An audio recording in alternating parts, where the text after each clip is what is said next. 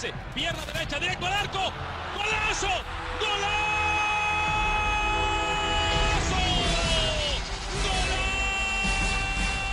The world of football with a soccer perspective. This is Soccer Today with Duane, Rollins and Kevin Laramee, live on the Sports Podcasting Network. Good day, good night. Welcome to Soccer Today on an historical day today. It's been months, years now that this hashtag has been trending worldwide, and about 4 hours ago, it was announced that it's coming to reality in just a few weeks. Arsene Wenger will not be back as the manager of Arsenal for the first time since 1996, when Arsenal comes back in the fall to play in the Premier League. It completely blew my plan for a Kyle Becker retrospective episode today. All that planning's out the window because at about 4 a.m. our time, the announcement came through. Wenger is actually out. I got a text message. This is how I found out. A text message from a friend of mine. She's an Arsenal fan and from England.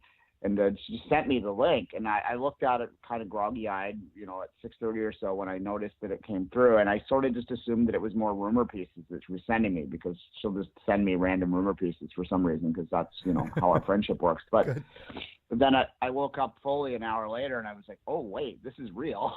And it was kind of one of those surreal moments. So, Duane, I know you can't see the video feed right now, but we have an image of Arsene Wenger in 2018, and I'm just going to put an image of Arsene Wenger in 1996, just to show you how long ago this was. And by the way, Duane, in case you're wondering, there was two big hits in 1996, and this is one of them.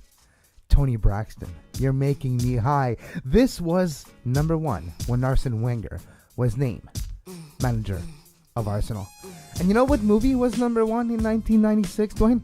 You know what movie was actually popular when... Let me guess. Go ahead. Original Jurassic Park, maybe?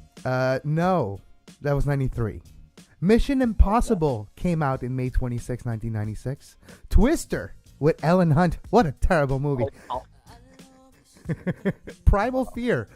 The Birdcage. Rumble in the Bronx. Broken Arrow. Duane, this is my childhood.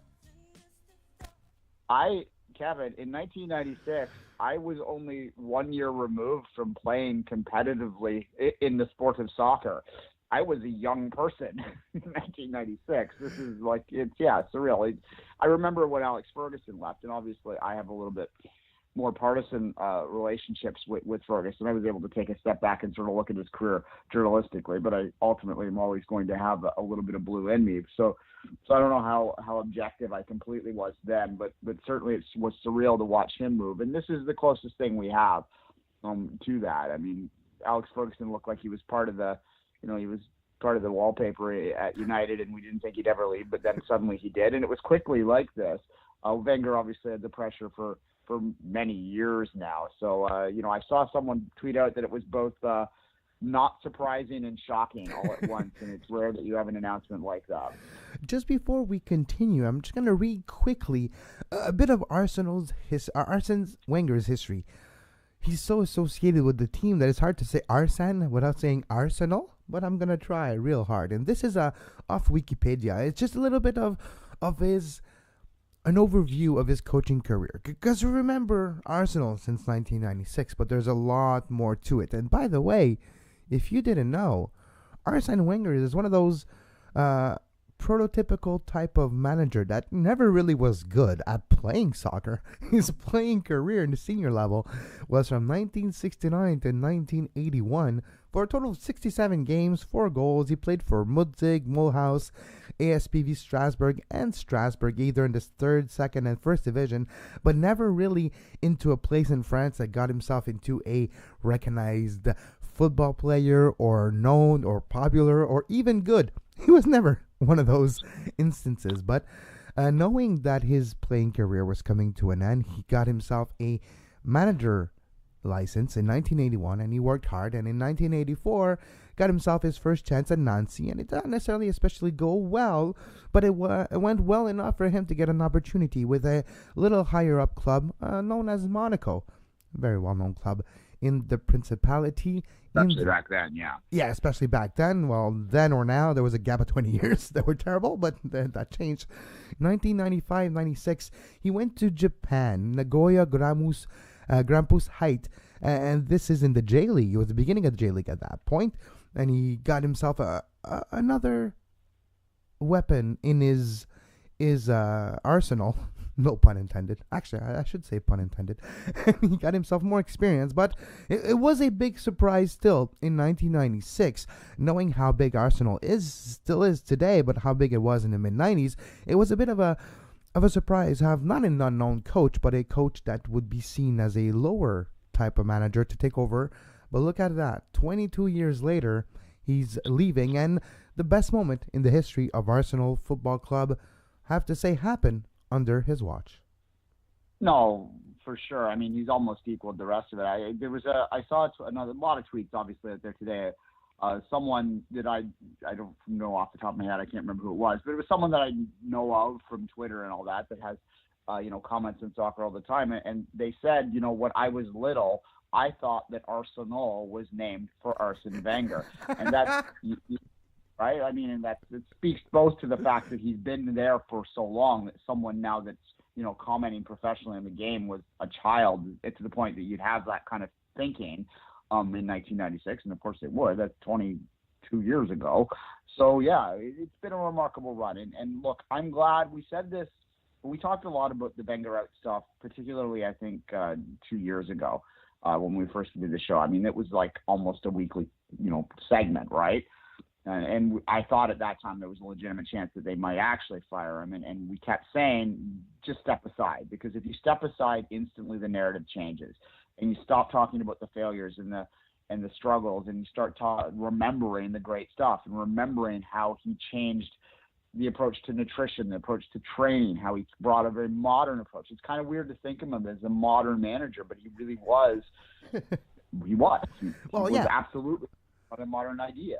Early 2000s, right? When we think of Arsene Wenger's time at Arsenal, yes, we do think about the record of Nottingham Forest that he beat in 2004, in October 2004, when they lost their first game in over 49 matches. That included the now famous undefeated season in 2004 for Arsenal, with an amazing team that if you go back and watch now some games from 2004, Duane, they're pretty much all either legend, Hall of Famer, or going to be a Hall of Famer in just a few months.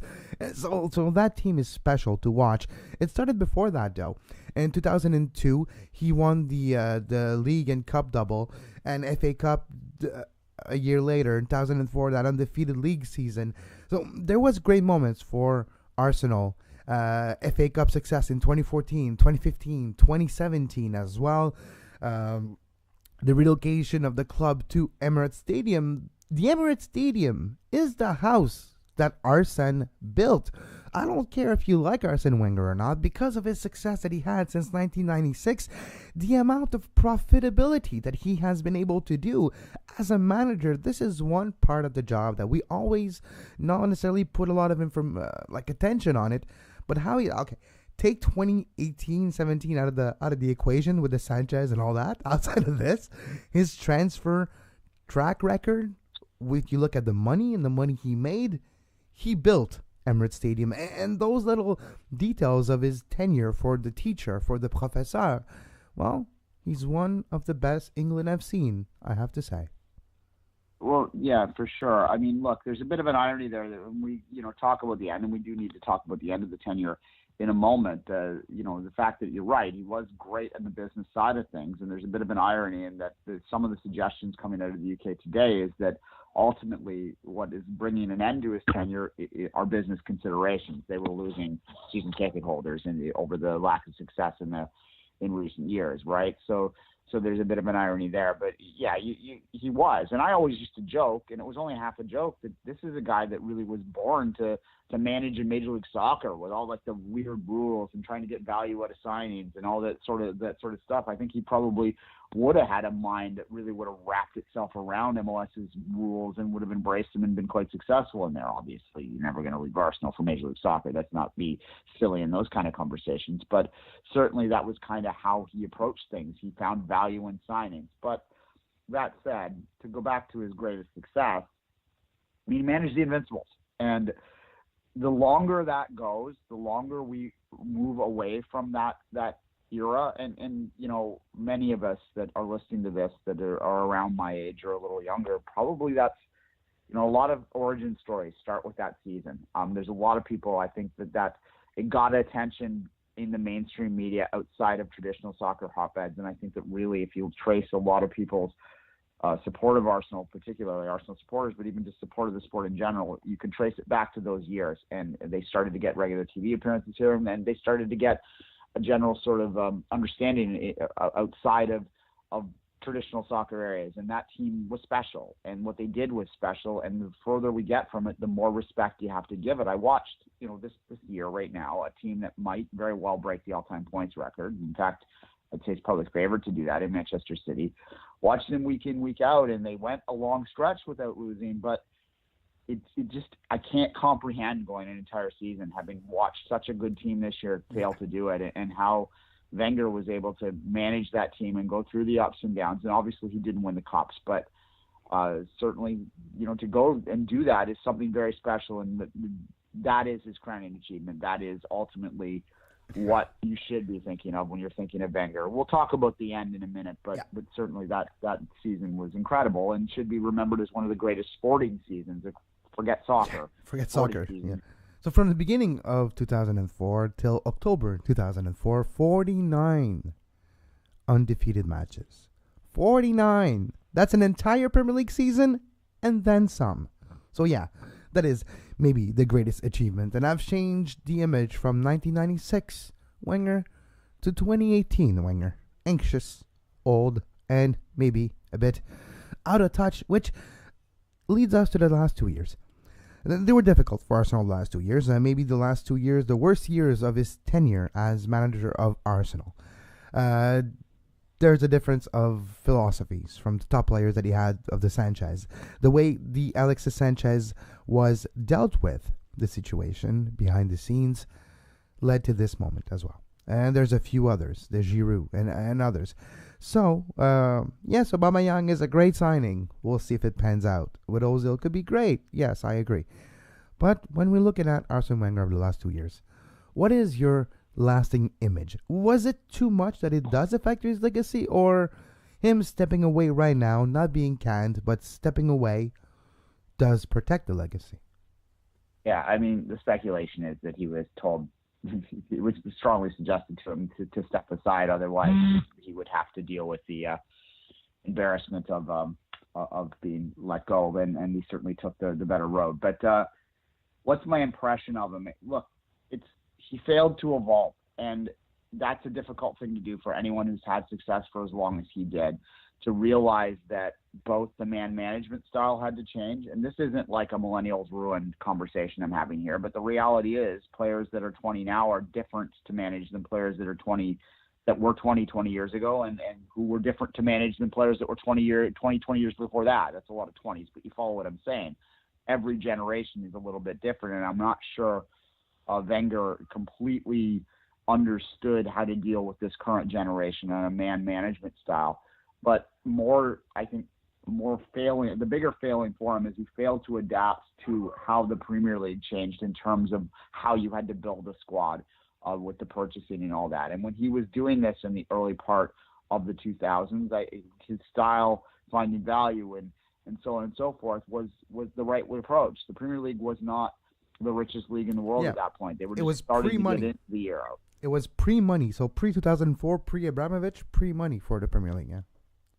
Yeah, and you were able to sort of get away with that. And if you look at exactly when Chelsea brought their money in and sort of changed things, the first sort of jolt of changing things, and then City obviously a few years later puts another jolt into that, you see how the reaction from clubs like, United and even Liverpool to an extent, spending more money and stuff and so on and so forth, and Spurs reaching up, and Spurs people like to paint them as these, scrappy underdogs. Spurs spends a lot of money. Yeah.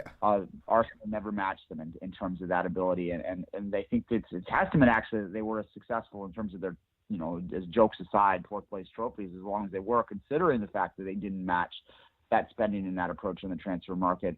That's a testament to their success, but it blew up in the end. And you look at their league form now, you look at the amount of empty seats at the Emirates, and that's something that's troubling to them from a business perspective. Yeah. And as much as as I said a minute ago, the business aspect, his business ability to make money through the transfer market and to continue to be successful and take them to Champions Leagues kept him in a job maybe a few years longer than maybe he should have been.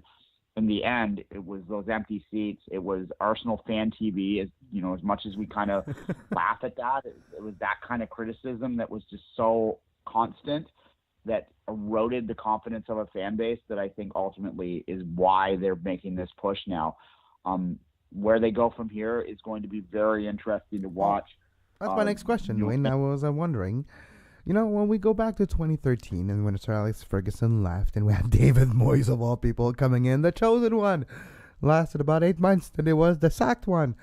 So what is it going to be? What way will Arsenal turn around and hire someone? Because to be the man to replace the man, you never want to be that guy. Because you're always going to be compared. And granted, the last 2 years have not been easy for Arsene Wenger, so maybe they'll give his replacement a bit of leeway, a bit of margin of error. But when you look, at least he doesn't end his tenure with a title like Sir Alex Ferguson, and then you leave a team that is in shambles and leaving. Have fun, Moyes. No. Hopefully, this team is better suited to a new manager. But the philosophy behind the new manager is, do you continue in the same vein? Do you find a up-and-coming Frenchman type of manager that's about between 40, 45, that could be there for maybe 20 other years? What I'm saying is, and you know exactly where I'm going with this, Duane, there's a head coach in New York that's actually owned by a team in Manchester that is doing pretty well in his tenure here, that has learned a lot over the last 3 years, and it might be ready to move on to bigger and better things. Yeah, well, Patrick Vieira, of course, who we're talking about, who is an Arsenal legend. That's the speculation's already started with that. Now, I and hopefully I have a couple of requests to talk about this in a little more detail from the MLS perspective and from the Vieira rumor perspective for next week. But my initial reaction to that is it's what's the word I'm looking lip for service. here? Fan service. Yeah, lip service. I think it's a little fan service happening because I'm not too sure Patrick Vieira himself is interested in going into a job. Everyone's going to be interested in that. It's going to be intriguing. But Patrick Vieira, I've followed his managing career very closely from the very beginning because of his City affiliation now. And he's a very thoughtful guy. He's a guy that before he took the managerial position, where everyone assumed he would go that route, he decided to try every aspect of the business operations at Manchester City to see where he was best suited. He didn't just assume that he was going to be a manager. So he worked in ticketing for a while, right? This is a guy that's very thoughtful, very intelligent about his decisions, and I'm not sure he's going to be completely blinded by the bright lights of being offered an Arsenal job. And certainly you can understand from a marketing perspective why Arsenal might be let's give him a try because he's an old legend, and that's going to, allow us to sort of get some good faith back with their fans for a little while. But I'm not sure Vieira himself will want to take that step yet. He may, because of his sort of approach to managing from this point, I think that his next step might be a middle one, that he might look to manage at the championship level or something first before he moves into one of these big clubs and the pressures that are inherent with that. Because as you say, you want to be the guy that follows the guy. Even if you are Patrick Vieira, that would buy him more time. His name would. But ultimately, it's still a lot of success. Now, the one thing I will say, and you may accuse me of being anti-United here, but I think that Alex Ferguson, as you sort of said a minute ago, kind of burnt a lot of futures to win that last title and did not exactly set United up for immediate success. They needed to sort of burn that down, strip it down, and rebuild it again almost immediately, because that team that won that last title completely bizarrely, the season that no one took advantage of it other than United. You mean the season where they were wearing like tablecloth as jerseys? Like literally having a plaid? Yeah, that was terrible. Yeah, it was probably the, one of the least fancied champions ever. I mean, other than Ferguson. If Ferguson wasn't the manager of that team in his final season, a lot of people would look back at that team differently, and they would look at that as one of the weakest championship teams of all time. And he didn't leave them in great standing, is what I'm saying. Wenger, I don't think necessarily, because the financials are pretty good. They do make money. That whoever comes in, if they do take a more aggressive transfer market approach, can turn this team around pretty quickly, I would think. That said, it's going to be interesting to see who they hire. Do they hire an older caretaker guy? Because I do think that they ultimately, their philosophies might be to find another Wenger, and maybe Vieira is that guy. Although I think Manchester City might have something to say about that after Pep's next contract's over. Although Pep's not signed for next season right now, and that's maybe something to keep an eye on. I do think that this next manager hire is going to be very, very interesting. I tend to think that what's going to happen is that they're going to go with one of those big names that sort of goes between big club and big club. There's lots of those guys out there, and they probably will hire not necessarily a caretaker, but a guy that'll be there for 2-3 years, and then maybe look for the long-term hire after that. But if you're an Arsenal fan today, I think that you have a lot of ambivalence. You're torn because you really love Wenger. And again, to go back to my friend, this is actually how I met her. We had a debate about Wenger about 2 years ago, and she's very passionate because she's about 31, so she grew up, loving Wenger as like a dad figure in her life, and she couldn't imagine life without him. But at the same time, she was, an adult that had eyes and saw what was happening to the club that she loved. So I think that there's a lot of people that are going to share her feelings of Arsenal today as a fan, that they want to really mourn the loss of a guy that for many of them, if you're in your early 30s, it's all you can remember. And at the same time are excited by the possibilities of what a new approach might bring. Yeah, absolutely. We'll have more on that story next week with the rumors of who's going to replace Arsene Wenger next season. We'll take a quick break. Celine Dion, It's All Coming Back to Me Now from 1996 as well. Why not? Why not? Exactly. And at the same time as you're listening to this great song, Celine, it's enough. Make sure you subscribe to our YouTube channel to make sure you never miss a live show. And on top of our live YouTube channel, make sure you subscribe on YouTube, iTunes, Stitcher, anywhere you get your podcasts. It really helps us a lot. If we could have subscription to everyone who listens to this, we would be top, higher than the Sportsnet, than the TSNs, than the ESPNs, and all those boring podcasts. With your help, we can continue to surpass their listenership with our little modest means. And speaking of modest means, patreon.com/sportspodcastnetwork is where you can help us have better means. $2 a month gives you access to the Two Solitude Soccer Podcast, your exclusive Canadian soccer show. And if you give more, well, guess what? You're making sure that we dedicate enough time to bring you your favorite soccer podcasts. And I'll back Duane. I'll shut up Celine for a second. I was going to say, if you donate $10 a month or more, we'll guarantee that we'll play Celine on every podcast. If you donate $20 or more, we'll guarantee that we'll never play her again. Exactly. Hey, why not? Right? We're a Canadian show. We're in Canada. I want to talk to you about Bank of California Stadium, Duane, before we move on to an MLS news roundup and the game of the weeks. This stadium looks awesome. It's big. Has a certain feel of the Velodrome in Marseille to it without the size. It's beautiful. Sunny California. The first open-air stadium to open in California, Duane, well, in LA, since 1962, which is a long time ago. Yeah, it is a long time ago. A lot of infrastructure in LA, which is why they had the Olympics handed to them again. And basically, well, no one wanted them. That's for another show altogether. But certainly, this might actually be a venue for that Olympic Games in what is that? What's they got 28 or 32? I forgot. No, 24. 20, it doesn't matter. It's 24 or 28. One of those two. Yeah, well, they flipped them. Paris has the other one. I don't know. There was no bid, so it's weird. But, yeah, no, it's gorgeous, and it always was going to be gorgeous, and everyone's talking about it. Every new stadium they build in MLS sort of one-ups the next. That was a lot of the talk here in Toronto, because when they built BMO in 2006, they were building it. It was bare basics, and everyone was like, "Oh, that's good. It's a soccer-specific stadium, or a crew stadium for that matter." A lot of the problems relate to the fact that they built this basic stadium, and there's just now where they have to be bells and whistles galore, which you can question whether that's needed, but they certainly are going to be gorgeous. And in LA, I think it was a requirement to. There's a lot of excitement around LAFC right now in the LA market, but if they don't have a lot of success, there could be problems in 2-3 years. It is a market that is, and I don't say this to be insulting, but it's just the truth. It is a market that is trendy. So if you don't have bells and whistles to keep people coming back, then you might be in trouble. So they needed to build something as beautiful as the stadium they are, and we look forward to seeing games in it.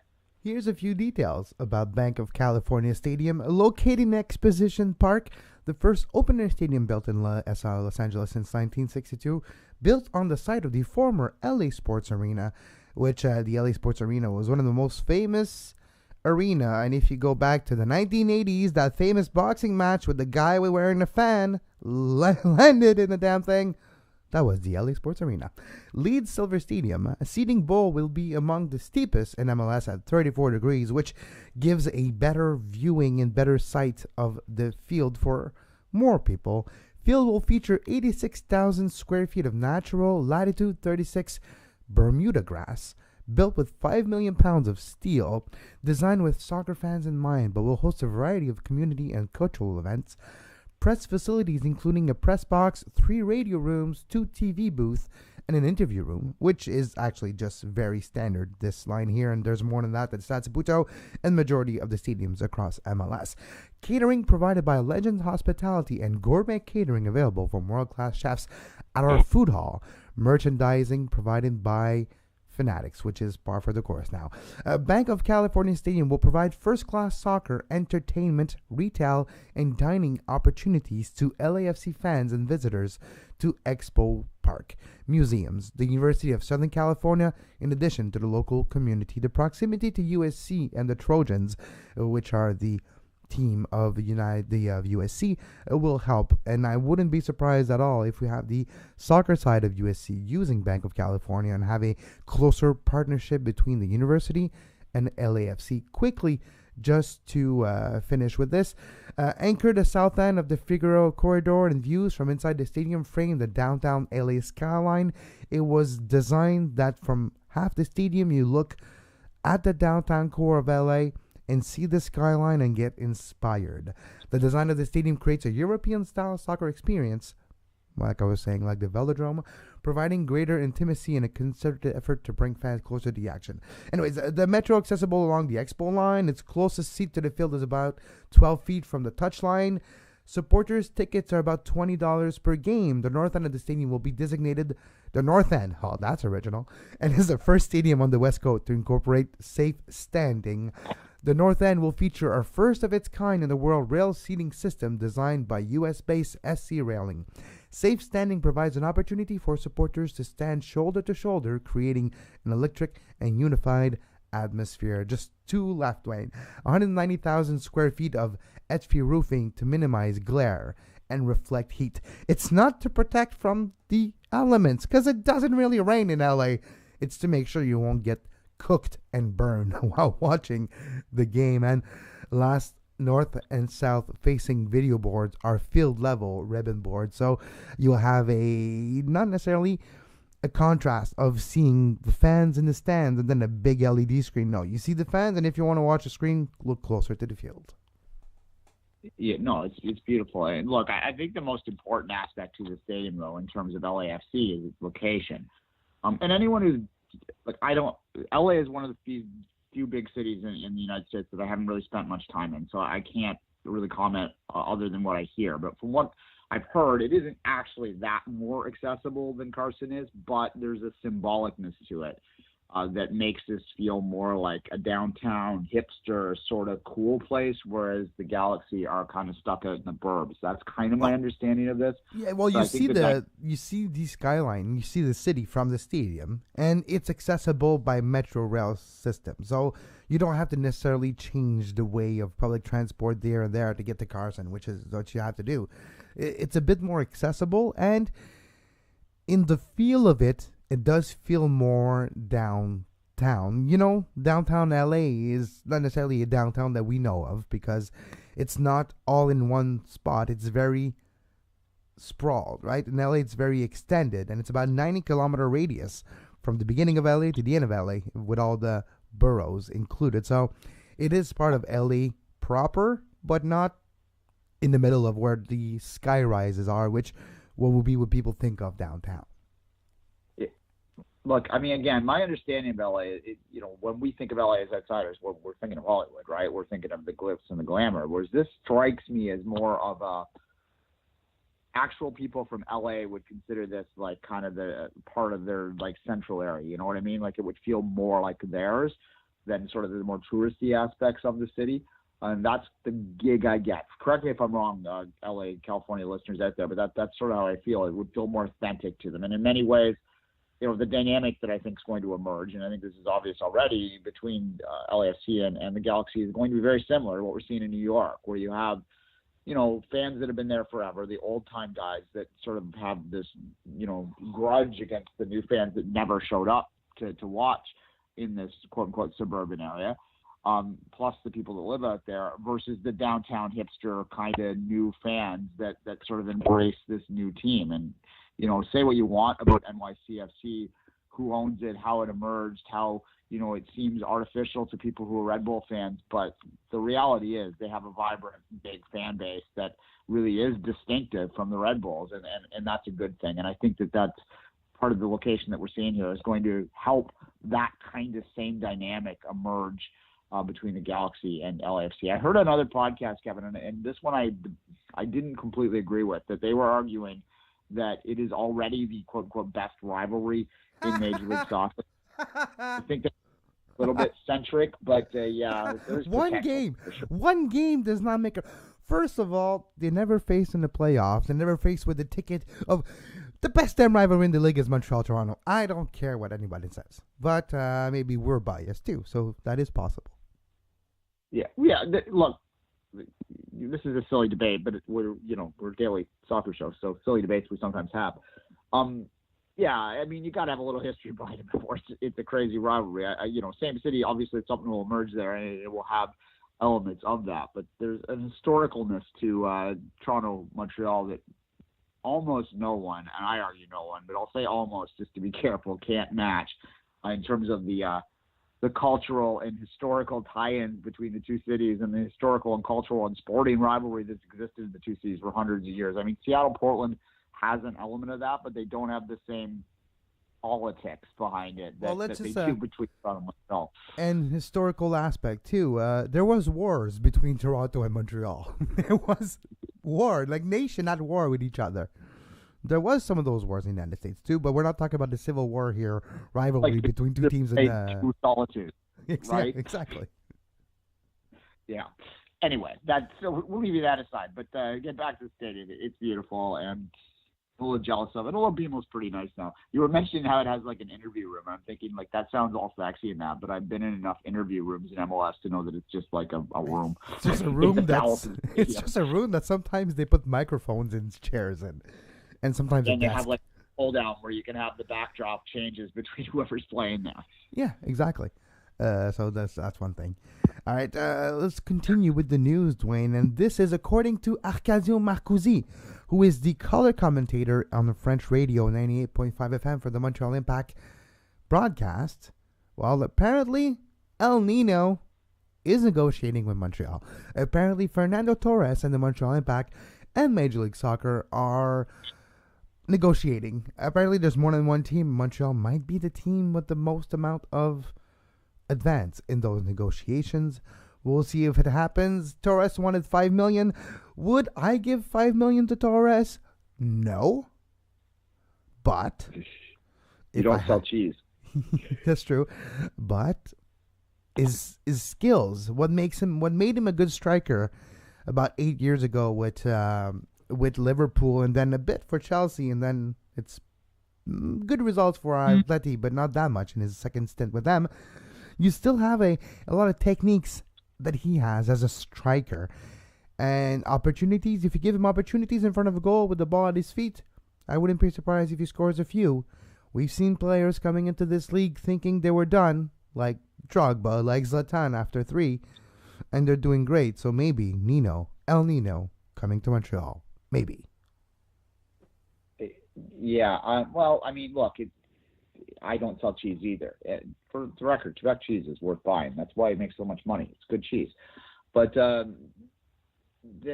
don't know. Like, I mean, a DP is a DP. It only matters whether you think he's a max contract, right? And this is a broken record thing that we said before. We can't get caught up too much in the DP money stuff. It doesn't matter what Joyce Saputo chooses to pay him. Only thing that matters is whether he's worth $400,000 in your cap, and that's the debate you have to have. Yes, he is. Yeah. Yeah, and look, obviously, not all of us can get Zlatan to show up for TAM to get less than the $400,000 and then have, shocking Visa sign him days later to be the spokesperson for the World Cup.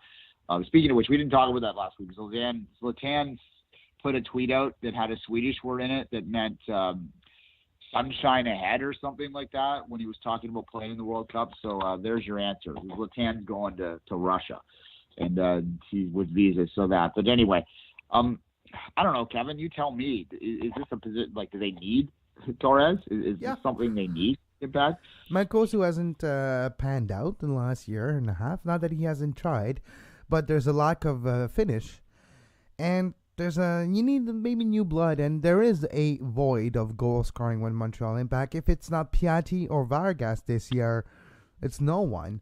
Anthony Jackson does not necessarily have the confidence of the coach right now to be able to have opportunities more than 15, 20 minutes late in games. You have other injuries as well. Of course, Mancosu was injured this year so far, but you do have other injuries and a lack of depth in the striker position. Having an El Nino joining Montreal would answer a lot of those questions. It's a lot of money for a transitional player. Fernando Torres is not coming to MLS to play 10 years. He's coming to play 1.5, maybe 2 seasons at the most. So, let's face it too, Fernando Torres has a recent history of injuries with a terrible cranium fracture about 1.5 years ago when he was playing for Atleti. And we actually feared for his life for a moment there. I remember talking about it last year on this show. Be like, yeah, I'm scared for my Nando. So there's that to be taken into consideration too. Is he injury prone? So all those questions, I would still answer yes. Sign him up, and I'll watch him play, and I'll be happy to. But there's things to talk about when it's signing a player like him. Yeah, no, for sure. I mean, it might not work. I mean, Drogba might not work too, right? And there's the same sort of concerns I would have. And I would actually think that they probably have a relationship, Drogba and Torres, which might be why he might be interested in going to Montreal. They would have played together for a little bit, would they not have? They played together in Chelsea, yes. Torres came to Chelsea in 2012. Drogba was in Chelsea in 2013. He left Galatasaray, China, and came back. When he came back, Torres was gone, but he was at Chelsea, and he was a bit of Torres' mentor when Torres first moved to Chelsea. Yeah, so there would have been some crossover there. So I would wonder whether that would, because you don't necessarily think of Fernando Torres and you'd think, okay, this is a guy that's going to probably be interested in coming to LA or New York or Chicago even. And I believe he's linked a little bit to Chicago, and they're apparently part of this. And that, it's not as simple as just signing him either, because there's all the stupid MLS rules you have to go through, and whether Montreal might have to give something to someone to even have the first right to sign him is a question. But he's a guy that's going to want to, I think mostly be motivated by the money. But at the same time, and I say this with complete respect to Montreal, a city that I do enjoy a great deal, it is not something that's going to immediately jump out, just like Toronto is not something that's immediately going to jump out to big European players, right? So the Drogba connection, I wouldn't dismiss that completely, that he might have spoken to him and said, no, this is a great city that you might want to consider. in terms of what he can do, yeah, I'd have the same concerns as I said with Drogba, in the sense that he's mostly been playing reserve minutes the last little while. Is his fitness going to be up to it? Drogba obviously was. But Drogba was a big body that was able to be physically dominant out there. Torres is a little kind of a different game, and whether he's able to emulate that, I'm not too sure. I also wonder, Kevin, I'll ask you this. Well, I was just going to say, tactically, it's a false nine type of striker. Will that work in MLS? It'll be interesting to see that trying to be implemented if he ever comes to MLS. So that's interesting too. Yeah, I wonder whether because we did actually see such the great boom in interest for the Impact when they signed Drogba, and I think people will understand that Montreal is a city that reacts to big things. They don't suffer fools greatly when it comes to their sports teams. They don't show up when they're struggling. So they might feel that they need to do another big push with a big name. They might feel a little pressure because their biggest rival just won a championship. Don't dismiss that either. So they might feel that they need to do something like this to sort of regain the confidence of the market, because I do see a lot of Impact fans that are frustrated by the direction and have been for a while. The start hasn't been terrible, but there has been this feeling that they're not sort of keeping up anymore. So this is an interesting sort of a rumor that's coming out there. But until it's more than rumor, we all really can just speculate. I do think there's a potential that he could be very successful in Major League Soccer. This is good. This is the guy that won a World Cup. This is the guy that, this is a very skilled player. So he's older, obviously. But Duane, he was the striker in 2010 for Spain, right? He was a striker in 2012 for Spain. Euros, World Cup, highest level of this game he played at and was successful at it. Did he win the Golden Boot in 2012? So there you go. Was it 2012 or 2010? He had like 4 goals for Spain, and it was like the Golden Boot of the tournament, I imagine. And any Impact fans listening there that like to rip on Toronto fans, you might find the enjoyment of how completely twisted into knots a good percentage of the South End crowd will be, because there is a significant amount of Liverpool support in that Toronto South End that will be just completely confused if he shows up in an Impact jersey. So that might have some level. Yeah, exactly. Let's take a quick break, and we'll finish the show with our games of the week.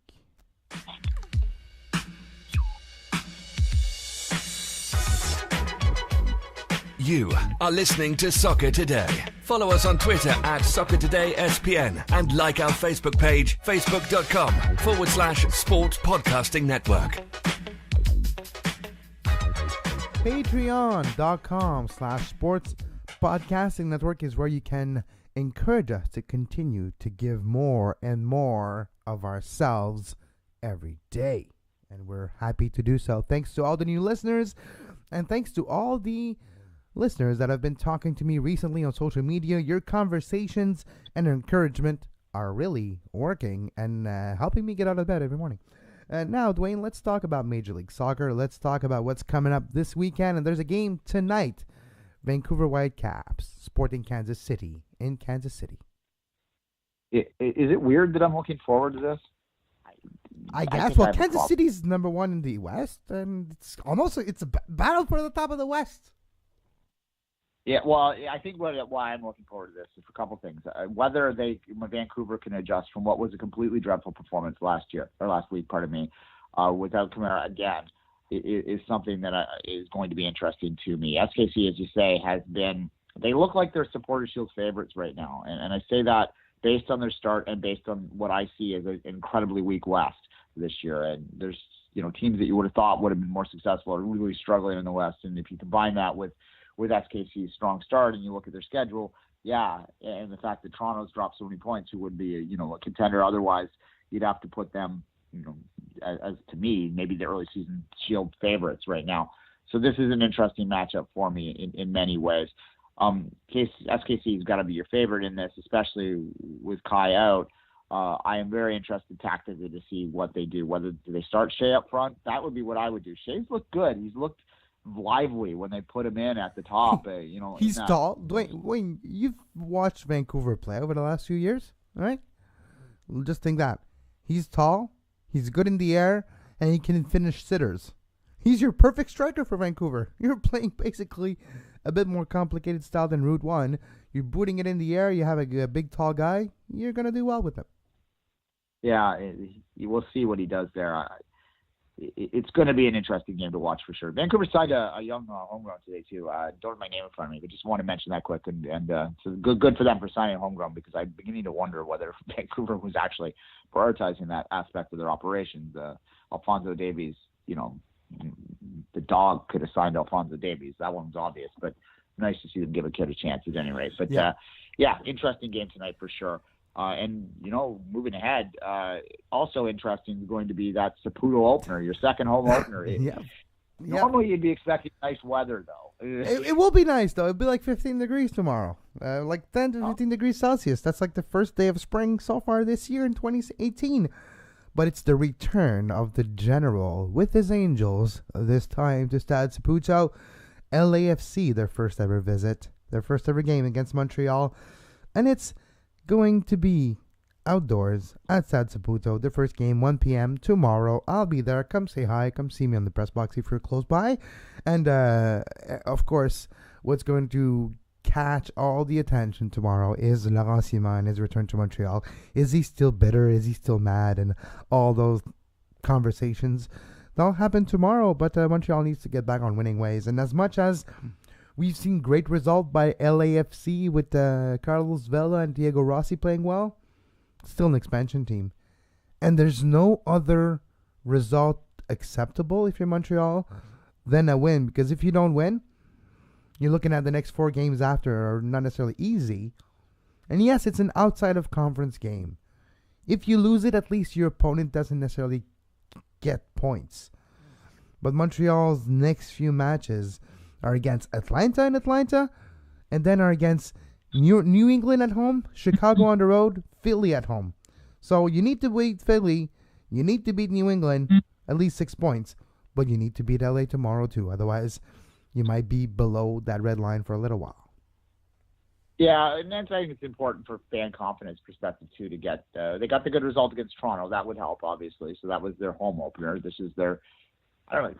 You tell me. Does this feel more like the real home opener than the Big O one? It does. Yeah, it does because it's the right stadium. So it's a big difference. Yeah. So I think this is an important one too for them. And in LAFC, they're a vulnerable team. They're 3-2, and they had the win over Vancouver last week. I don't completely trust that as not being as much about Vancouver's play as it was about LAFC's play. You look at prior to that, they had the great start, but they had leaked something like 7 straight goals before they got the goal to take the lead against Vancouver. So this is, I think, a vulnerable team, and they're traveling across the continent. Had to clear customs and all that sort of stuff. First time for a lot of these guys that wouldn't be used to it. I think that there's an advantage there that Montreal needs to take advantage of. So that's going to be fun there as well. My question is, who travels to Houston? Like TFC2? You just pull the same thing that you did last week? Just play the kids, and we'll see you in Mexico. Yeah, I asked Greg Vanney directly that at the end of the Chivas game. And as we said when we talked to James after that game, Vanney wasn't particularly in a great space at that point. So he gave me like a forward answer. He said, well, we will continue to prioritize the final. How many words is that? 6, 7? Anyway, that was his answer. So they're point blank. They're going to rotate. Even the headline in MLS Soccer is Houston tries to stop winless run versus rotated Reds. So they're not even trying to hide this. The question is how much they rotate. They rotated an incredible amount against Colorado. Whether they do the same thing against Houston, I'm not sure, because 1-4 is a big haul. And I know that this is MLS and there's a long season, but that's a long way back for them to crawl and drag their way in, through the season, through the middle part, the part that you'd usually like to be able to slip up a little bit. And they're capable of it. They're talented for sure. Toronto could very well be standing. They could even win the Shield from 1-3 down. But I don't know. I think they need to get points in this weekend. And I don't know, maybe this is my own little neurosis here, but I'm almost more concerned about this game than I am about the game on Wednesday, because the game on Wednesday, there's nothing to lose. Either you win the Continental Championship with a tremendous come-from-behind win on the road, an historic win, and that's going to be amazing, or you've had a nice run, you've gone to the final, you came up a little bit short. That's going to motivate you for the Canadian Championships this year and to get back into the competition next year to finish the job. But there's not a lot to lose in that one in my mind. Whereas this one, if you go down to 1-4, Like, I'm scared about that. I'm a little bit frightened. Not necessarily that they won't pull them back into the playoffs, but that they might not be able to get themselves top four, because the top four in the East are really good right now. Columbus is good. New York is good. New York is good. I meant 2 New York teams. You followed me. And obviously Atlanta is good. And if you fall behind those 4 teams, if you can't catch back up, you're on the road for a 1-game win or go home. And that's not ideal. Yeah. Like, I can't believe I'm talking playoffs in April, but that's what I'm thinking. But the one positive thing is Colorado is a lot closer to Mexico than Houston is a lot closer to Mexico than Colorado was. So you do have the feeling that you'll bring everyone with you. You're gonna fly from Houston to Mexico. You have possibilities of maybe giving minutes to players that you wanted to rotate just to keep them fresh. All right, just go 10 minutes against Houston. Just make sure you get the lactic acid out of your legs and just warm up a little bit. And then it's just a little hop and jump to Mexico, to Guadalajara. So there's that possibility, but we'll see. Let's continue quickly because it's already... quickly. I would almost... this won't happen, I don't think, but I would play Giovinco. I would risk the 1% chance of an injury, because if you look at Giovinco's history, he gets on rolls when he plays consistently. And even when he plays a couple times a week, that doesn't seem to hold him back. When he struggles is when he has time off. So I would maybe throw Giovinco and the kids out and see what happens, because I think Giovinco's a guy that thrives on playing time. That's my last thought on it. So Giovinco and the kids versus the Buns. Contre la Buns. Red Bull New York. That's a French expression. Red Bull New York versus Chicago at 3:30 p.m. tomorrow. It's interesting, but New York should be able to prevail right there. Columbus, New England. Which Columbus will show up, Duane? Yeah, well, who knows? They are at home, so that is going to be something. New England. What New England's going to show up too? I mean, this is the tale of 2 neurotic teams that you don't know what you're going to get until you see them get it. So let's go 0-0. Yeah, exactly. Orlando, San Jose, which is interesting. Dallas, Philadelphia. RSL, Colorado. And the game that gets my attention, tomorrow night, 10:30 p.m., LA versus Atlanta. That's quite a showdown tomorrow night. Yeah, I think Atlanta is much better. Zlatan or not, I don't believe in this Galaxy team yet. But the travel, though, Atlanta to LA, it's one of the biggest travel in Major League Soccer. It's quite a trek. For sure. Yeah, and Atlanta's had that one big stinker to start the season, been very, very good since then. It'll be certainly a high-powered, like everyone watching sort of matchup. A lot going on there for sure. I don't know. The Galaxy with Zlatan, he's capable, obviously, of pulling stuff completely out of his butt, like we saw with that goal from midfield. But the results after that, headlines aside, appearances on Jimmy, Kimmel aside, on everything, literally, he actually did all the shows this week, and talking about his progeny, and dude, that's I'm trying to have my late night snack, Yeah, the results have been mixed since then, is what I'm saying. He's clearly a brilliant player, but I don't know. We'll see. That said, everyone's going to be watching that one. You can't turn your eyes away from that game. That's a game that's a must-watch TV for the entertainment value, and Zlatan adds to that. I'm not going to deny that, and I said that when he signed, that it is entertaining. As much as I, as a serious MLS observer, quote-unquote trademark, get a little sick of Zlatan, crowds chanting, "We want Zlatan." I'm thinking they should be chanting, "We want dignity." But that's we want wins. You want goals. You don't want. Yeah, I know. Yeah, it's like me yelling at the clouds. I get it, but he does add something to the mix. There's sure for that, and that's a sexy matchup, and that's one that that's all you're gonna hear about. So you might as well play the game, because that's what MLS is gonna hype that to death. Seattle, Minnesota, Sunday at 4 p.m. And the last game this weekend, Sunday, 6 p.m. in Portland. Portland versus New York City FC. New York City FC has been the best team in the league to start the year. So, and Portland playing at home, the second game in a row, looked terrible in the lead up to their first home opener. Finally got the win last week. I don't know how impressive it really was, but they got the win, and nonetheless, this is the true test. If they can throw down something with NYCFC, then maybe you chalk up the early season struggles with this road play and you move forward. If NYCFC goes down and puts a marker down, then you really have to start thinking about them as being, favorites this year, even above your Toronto's, your Kansas City's, as I said. So certainly, unless they lose their manager, maybe that might throw things up if their manager goes to Arsenal. Yeah, that would change a lot. That would change a lot.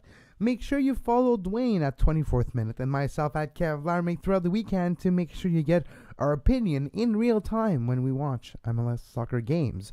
Make sure you subscribe to our YouTube page, youtube.com/sportspodcastnetwork. Click the little red box right about over here, down there somewhere. Click it, click the notification bell so you know when our sexy voices are live, and make sure you subscribe to our podcast on any podcast application you use to listen to the future of radio. And as always, until Monday morning, you can give us a little pat on the back, patreon.com/sportspodcastnetwork. And as always, until Monday, for Duane Rollins, I'm Kevin Laramee. Have a great soccer. You can find the podcast version of all the shows we do on iTunes, Apple Podcast, Google Play Store, TuneIn Radio, iHeartRadio, and anywhere you get your podcast.